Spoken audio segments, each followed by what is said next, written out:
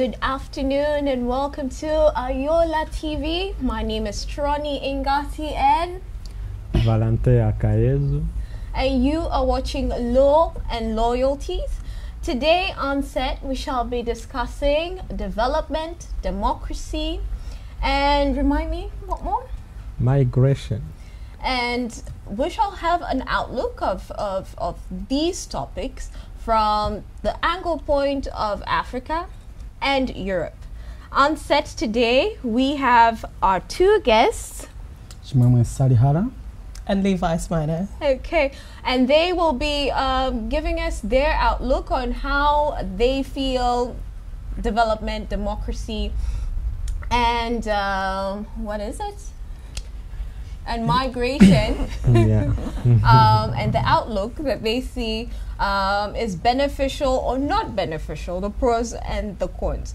But before we begin, in case you're just joining in from wherever, Law and Loyalties is a program that aims to discuss law and human rights issues, hopefully educating you, the viewer, so that you have a make better informed decisions when it comes to knowing your status, knowing your vim, knowing what your contribution is to society and the world over. But before we continue, let us get a viewpoint of our guests and find out who they are. So, Chimwemwe, where do you come from? I come from Malawi. It's the southern part of Africa. So I'm here in Netherlands doing my master's degree in development studies at International Institute of Social Studies, Erasmus University. And what are you taking? I'm doing governance and development policy major. Do you enjoy it? Yes, in fact, I really enjoyed it since last year. Now still, like I'm also enjoying the weather.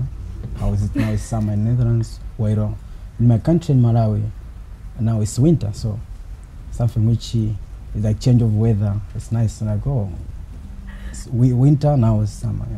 And when we talk about the African winter, how cold is the African winter? For us, I think when you are saying winter, it's not like that cold like the way here in Europe. Yeah. I remember last year it was really our friends when it was really winter here. It was a lot of jacket putting, a lot of scarf. But in Africa, when it's winter, normally it's just some showers a bit, then sometimes then a sun again coming in. What do you hope to do with after your completion of your study, or whatever it is that you are studying? How do you how will it be of benefit to you and to the people who will be working with you later? Yeah, you know, I'm in time looking at the trends of the global world and also looking at Africa itself. The knowledge which I'm acquiring now at Erasmus University, it will be beneficial to the country. Africa, especially Malawi, I'm in time because Malawi is a developing country. So some of the knowledge which I'll gain from here in Netherlands in terms of issues of governance and policies, you can try to mainstream it, integrate it in all aspects. Okay, yes. Thank you. What about you, Levis? Tell us more about you. You're quite vocal online. Tell us what you do. Thank you so much, Shani, for having me. It's a great joy to be here today. I am a firstborn in a family of 4. I grew up and raised in Kenya. Born in a rural part of Kenya, then like most people, I got my higher education at the University of Nairobi, majored in marketing, did my MBA in marketing as well. So my background has largely been in marketing. That's why I'm vocal. I'm a loud one. But then, however, in the course of my work, working with companies and organizations, I kind of felt that the private sector has a responsibility in tackling some of the social issues that face us today.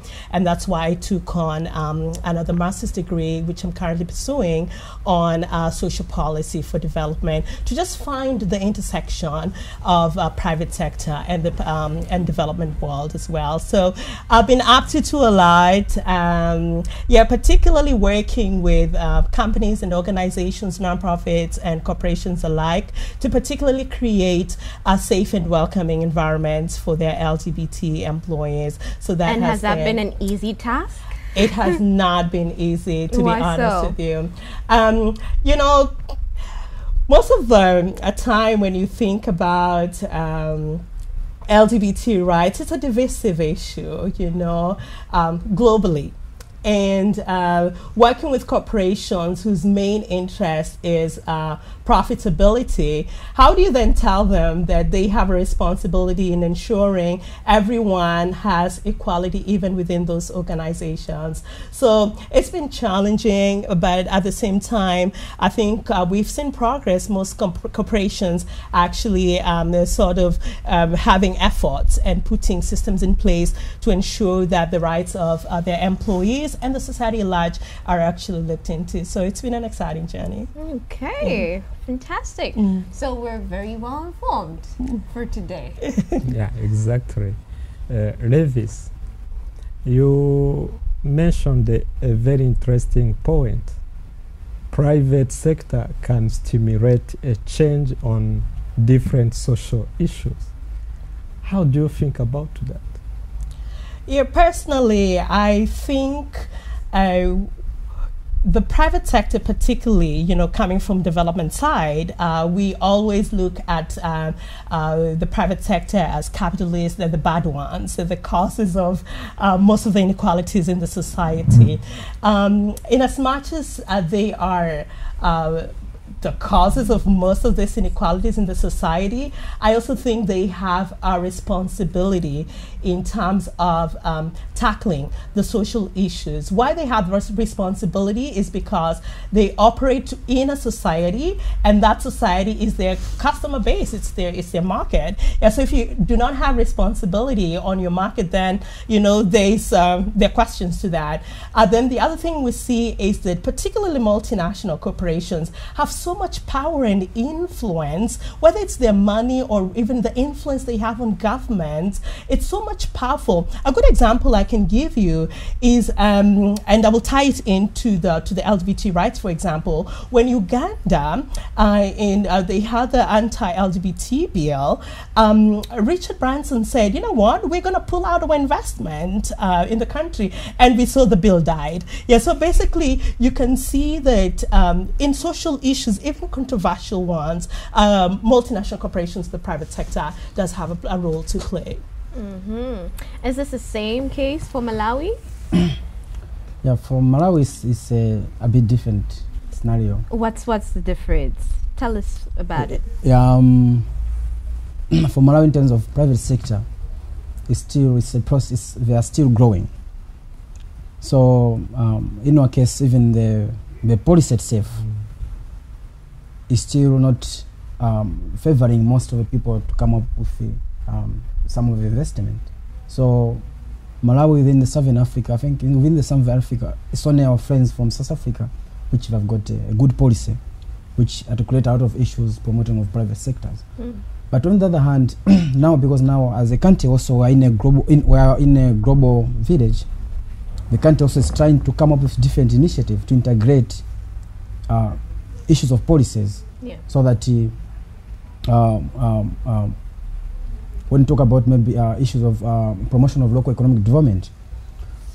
So in our master plan, Malawi Growth and Development Strategy paper 3, which it also it touches issues of sustainable development goals, we're putting priorities about private sector as our main focus also.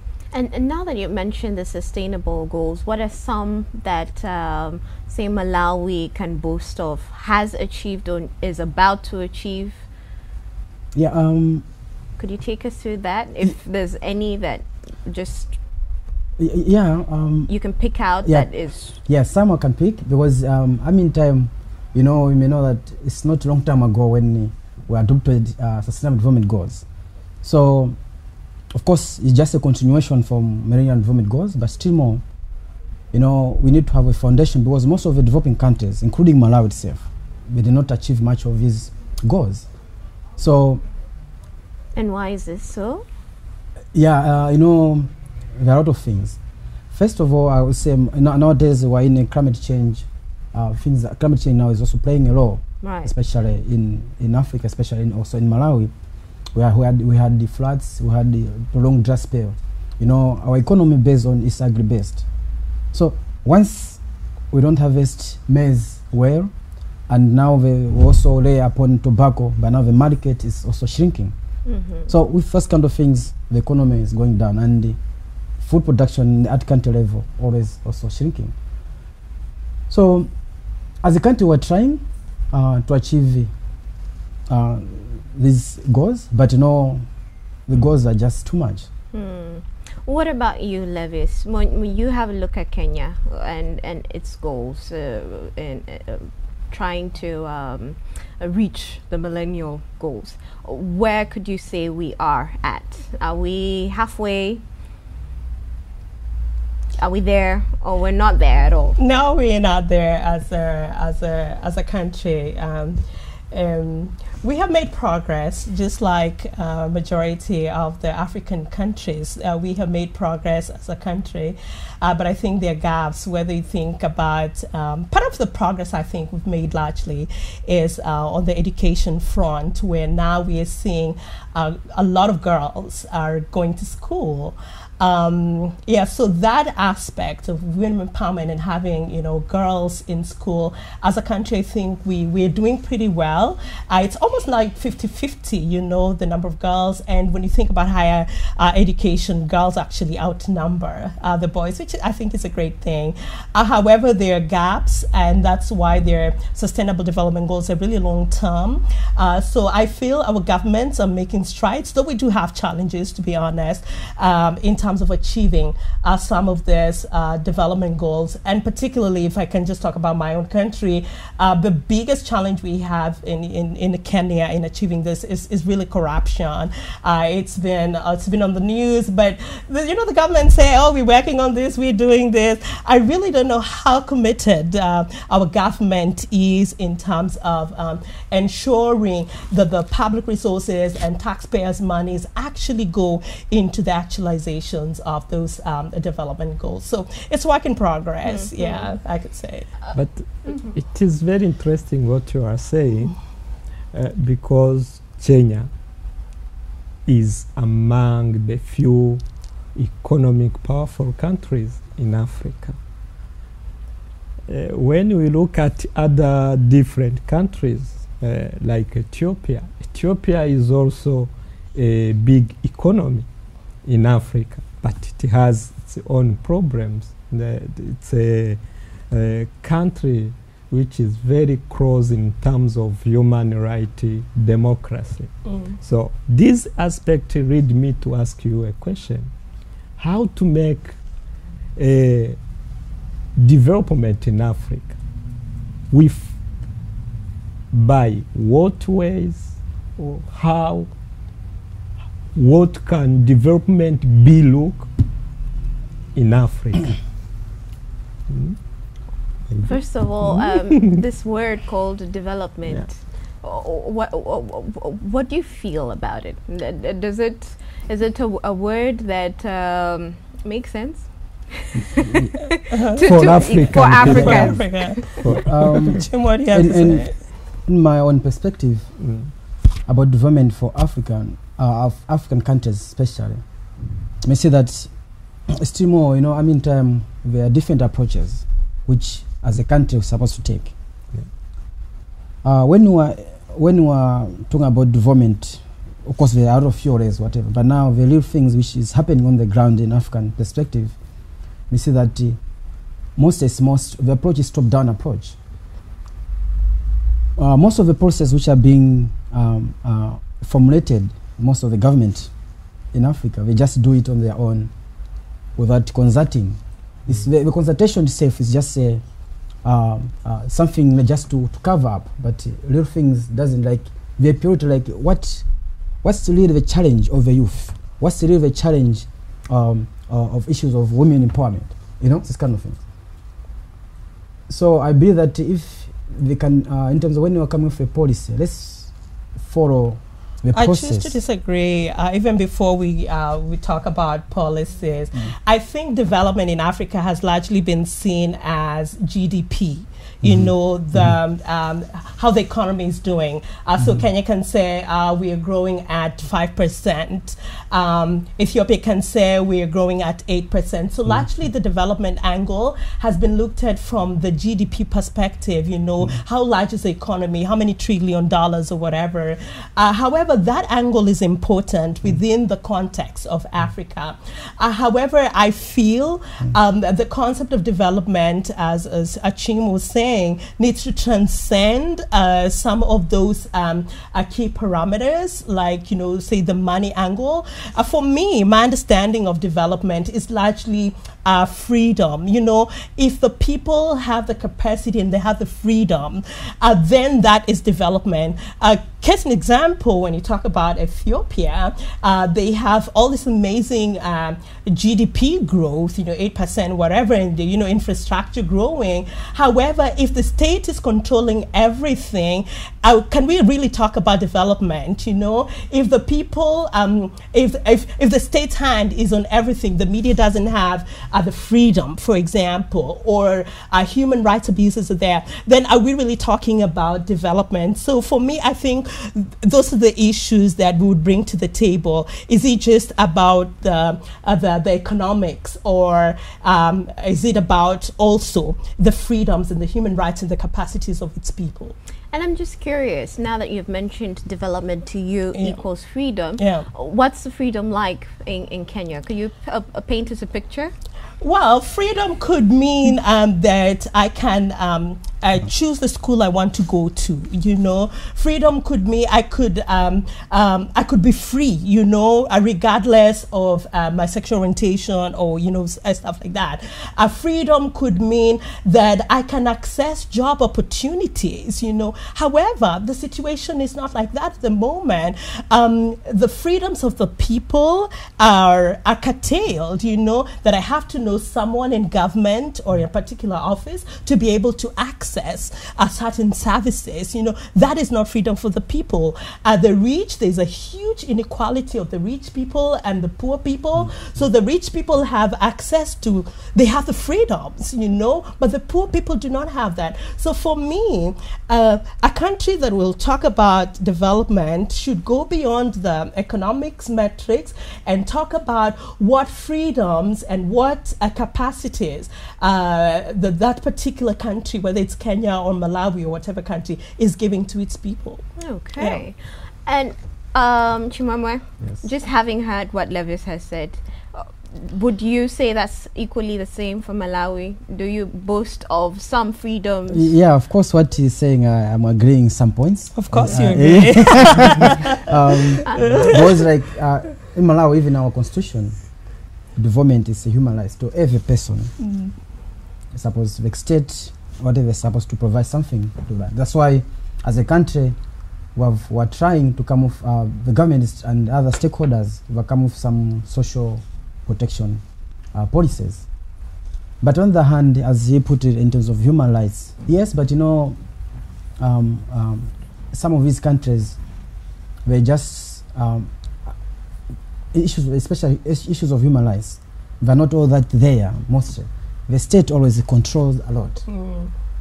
So, like for example, issues of inclusion, like each person may be like choosing like each sex, like looking also I'm from myself. How can I access the services based on my sexual orientation? But we say that sometimes they say no. According to our policies, the constitution doesn't say that. So sometimes they can.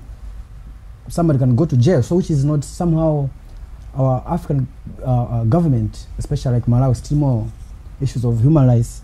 Yeah, they're saying about development, but other issues, they keep it tight. And what have you seen progress with in terms of freedom in Malawi from the time you were young till now? Yeah, you know.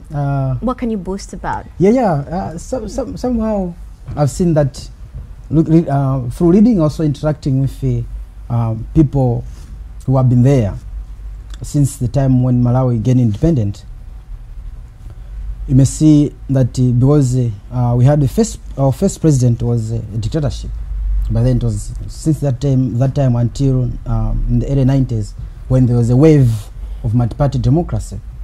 But when you chat with these people, they say, oh, you know, there's a lot of human rights abuses. Like each time people were fearing the president and the authorities. But now with the wave of democracy, since when the government, when the Malawian people by then voted for multi-party democracy in 1994, things were changing. Now people now are knowing when somebody is head of state, like Levis head of state, I can know how much is he accumulating, his motive, like to ask to question the state. But despite that, despite we're saying there's issues we can question the state, but still more issues of access to information bill, still more like in Malawi, the state, we haven't done it much on that. So still more there's a challenge to know more how the state they're using our taxpayers' money, for example, in that. So also when these our friends, executive, judiciary, the member of parliament, when also there to question them how much do they have, and also the time when they're coming out from office, you may say that sometimes it's not clear. So despite the media, we have seen a mushroom of media in Malawi so far, but still more. Some of them, when you are vocal to the state, sometimes something can happen. We have heard that people being threatened. So yeah, so issues of that, but also we have seen also development whereby the state is helping its own people. Lewis, development is freedom, you Correct. say. Yeah. And Chimwemwe also believe the same way. Yes. But when we look at the fact, the proofs, evidences, Ethiopia, we mentioned it, Rwanda, there are countries known to have a very fast pace of development, but on record, they are very worse on human rights. How can you Tally the two. debate on that? It's interesting, and I agree with you. I totally agree with you with those findings, and that for me is economic development. So you can be progressive, correct, on economic development, like the countries you have mentioned. However, for a nation or a continent, you know, to achieve a holistic development, then what is called the human, you know, development, then I think the rights of the people must be included. The freedoms of the people must be included. You can achieve one angle to development, economic development, but the human development angle needs to be part of that development. So, and truth of the matter is that successful economies integrate the two. You know, successful economies integrate the two. So it's not just one-sided where you look at the economics to it. And we can pick examples from, you know, Europe and the US and stuff, you know, countries like that. So they've been able to progress because not only of the economics to it or the capitalism around it, but also because of the human component to it. So it's a challenge, particularly for Africa, where we are still grappling with very basic issues. How can I afford, you know, a daily meal and stuff like that? So I think it's important. Yeah. Okay. When we come back, we shall take it up with Chimwemwe. You are watching Law and Loyalties. We'll be right back after this short break.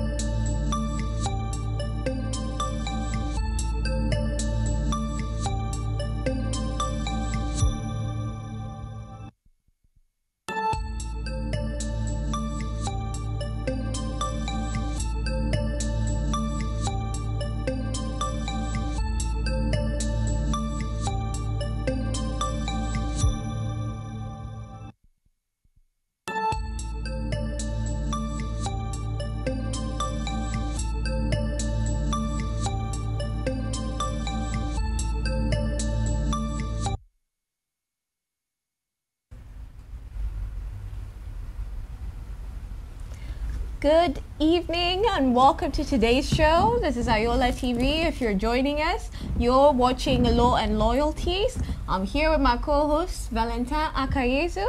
In set is Levis Minor and Chimwemwe, and we're discussing development, democracy, and migration vis-a-vis Europe and Africa. And we had just left at the point that for you to have good development, you have got to have a marriage of both human and economic development. We heard from Levis, so we'll take it away from you, Chimwemwe. What's the case in point back in Malawi? Is this the same? What Levis was saying, I think for a country like Malawi, we need to try to borrow some leaf from other countries.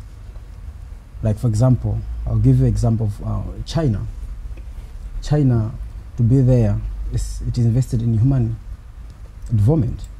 And might you know the rates? Do you have some data for us? No, but you have I remember in 2015 when I was reading some articles, journals. But then in the journal they said China by 2015 will be a country investing in human development on issues of people.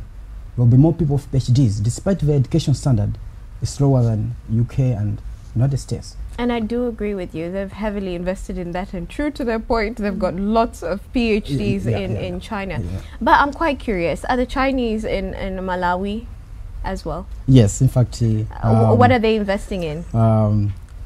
As a country, as Malawi itself, you know, we had a certain time, our friends were Taiwan. Ah, the Taiwan. So then later on, later on it happened that we changed the relationship. But like our friends now are China, so Taiwan is no longer in Malawi. So the Chinese mostly is infrastructure, development. We've got a parliament, stadium, but of course. So they've given you a parliament and they've given you a stadium. Yeah, and also a hotel in the capital city. What do you owe them? Yeah. So, yes, I was going there. Thank you for asking. You know, that's why I'm saying that some of the things, as citizens, we're supposed to be enlightened. What's within, like how much the people of Malawi will give it back in due course. But sometimes all these kind of things, people don't say it. It's sometimes maybe media houses, they do dig sometimes to ask for it. But Simo, we don't know much. But now we're also investing, especially people from the government who are working with government in terms of scholarships. So it's what I can see in terms of China. But okay, both I was saying that, you know, as a country we can borrow some of the things. That's why I mentioned about human development. But also look at other countries how they've progressed in terms of development. You know, historically Malawi is agri-based economy. Now with climate change, we're not harvesting much, so we need to diversify our economy in terms of can we concentrate on tourism. Let's do that, because we've got a lot of natural resource in Malawi. The government of Malawi and other stakeholders should come up with different initiatives, or come with a policy which is inclusive, so that we can attract more investors. A different plan. Different plan. But also should include it in our master plan of the country.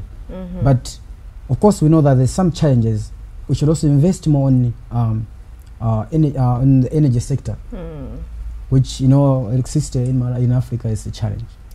And just before that, viewers, if you are watching from back in Africa, back in Europe, please do send us your reactions. Also, comment, be a part of this discussion. Our handle is at Ayola TV. We're on Instagram, we are on Twitter, we are on Facebook. Be a part of the show. Back to you, my dear. Yeah. Tim. Yes, the debate on the partnership between China and Africa is raising too many questions, and we can even find two contradicting narratives in people in politics, they say Chinese are good. They are not like the West. But when you look at what people feel on this kind of partnership, the China-Africa partnership, they are not happy. So, do you think this partnership is more transparent in your views, or it's more problematic? You know, we should also look at the angle of a country, Malawi itself. Issues of human development, and when you are trying to come off a public-private partnership, we need people who are technical, who can negotiate really good things about how, in terms of issues of infrastructure, how can the country benefit from it. But we may say that sometimes within the sector, maybe of transport, the person who's negotiating on behalf of people of Malawi is not technically equipped with more information. But now, just hold on. I think we've got a reaction from our viewers. My director tells me. Do we? We do. We go ahead. Okay, so we go ahead. I think he hasn't come through. Oh, he has come through? All right. Go on. I will tap and look at it. Yeah, as we go on. So we're supposed to negotiate it. So, but now in terms of China, you know, we are really, you know, I mean, time you can see there's even, we are organizing a summit of Africa and China, you know, and you have seen our head of state going there with a bunch of people, you know, in the plane to go, and now you look at how much are we spending already on that. But now, most of the leaders, specifically like Malawi, may say that they favor, as you said, that, you know, they say there is no condition. For them, I know for sure they are benefiting a lot to us. So it's just, to me, I just feel like we need to come off a policy before engaging with our friends, our counterpart from China government. So then who should be the key partners of our African development? Yeah, I think, where should Africa invest most? Yeah, as we said earlier on in Flavor, that, you know, we need to integrate. We're supposed to integrate our economy. But with that, let's go east side. Let's look at the West. What is their priorities? Also Chinese, you know, Japan. Like, I mean, we're in the age of technology. So where can we get this kind of help? Which means China, Japan. So we're supposed to integrate. Like, for example, when you talk about, when I did mention about issues of tourism, that one needs technology. We have seen here in Europe how the tourist sector is booming. Also, we can borrow from that also in our country. Revis, why should development should not be development be Africa? Could you say that again? Why not making African development to be more African instead of always looking outside? Why not investing in our people? We talk mostly on the Asian tigers, and their success has been in investing in their people. Correct. Before looking outside. Why Africa is failing on that side? Those are many questions in one. Answer it sandwich. So first and foremost, no given economy can survive on its own. That's important. So we need the Chinese, we need the Americans, we need the Europeans on the table. So we cannot say that African development can only be done within Africa. So we are a community, you know, an international community. So all the stakeholders must be on the table. That's very important. But I think there is a role that, in addition to these capacities that the external parties bring to a given economy, I think it's important for the government to prioritize its people. And this is whether it's in terms of building the capacity of its people, creating job opportunities for its people. And that is why the question of migration, why people move from one country to another, why they leave Africa and go to Europe, is precisely because of that they feel their countries have not taken care of them. They feel their countries have not created enough opportunities for them. And that's why you see a lot of young men are risking their lives in the Mediterranean Sea, coming to Europe because they feel they're going to get opportunities here. Yet, I personally believe if our African economies and our governments created better opportunities for our people, there'll be no need, there'll be no reason whatsoever why somebody would leave a fantastic, beautiful country like Kenya to try cross the Mediterranean Sea and risk their lives. You know what I'm saying? Yeah, absolutely. That's what I feel. Yeah. Is anybody leaving Malawi for greener pastures? Yeah, you know, it's everywhere. To Italy. It's everywhere. I know it's, but for us as the country, Malawi itself, mostly in the migration, the youth, they are going to South Africa. You know, it's all issues of migration policy. What does it say? Does the government prioritize it? You may say that since in the early 70s, I mean, in the 70s it was more on people who are working there, as who have got families, whatever. But now things have changed. Now it's the youth. But now the government, they take it lightly. Right. Instead of looking at it critically, like, okay, what kind of things should we put in this policy so that we can safeguard our youth? Because sometimes, you know, they go out, you may find the kind of job which they are doing there, being a house boy, gardener, you know.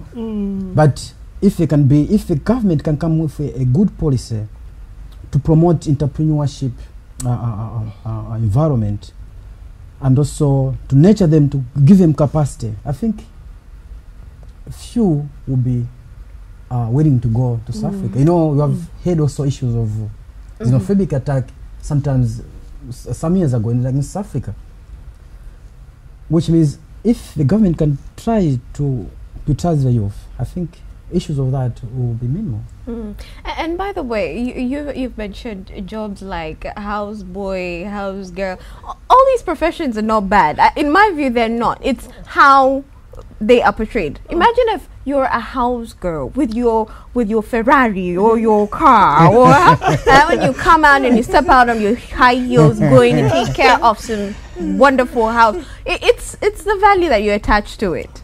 True? Yes, but we don't have this value. We're not saying that these are bad professions. We're saying the value attached to that is not upheld. Absolutely. But in addition to that, what is the capacity? What would you have achieved? You know, personally, I think, because I have friends and I've seen people, you have your master's degree in chemical engineering, and you choose to go to work for, you know, an organization like McDonald's, God bless them. However, I kind of feel there is so much potential that you have in your country. There's so much value you can bring back home that is needed there. Those skills are needed there. And that is why an economy must integrate the two things we talked about. Because yes, you can be in Europe or whatever country and make money. However, what is the human development angle to it? You know, so personally, I think the migration question, it's a complex one. We cannot deny that it's a complex one. We all need the money. We all need to pay the bills, you know. And I'm just wondering, if suppose in the situation situation is fine. Right. Yeah.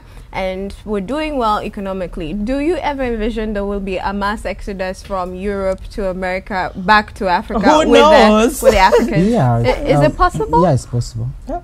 It is possible. Because if you look historically, most of these other countries, in the past, people were concentrating most in Europe, but now they are also going to other part of the world. For example, Malawi would try to put things in order, good policies to integrate, like so that it can be first supposed to come with a homemade policy, despite the IMF, World Bank advice, whatever. But first, we can borrow a bit from our friends from Singapore.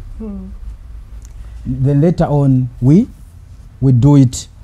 We fuse in whatever we want. But first should be a priority, as Revi said, priority for its own people.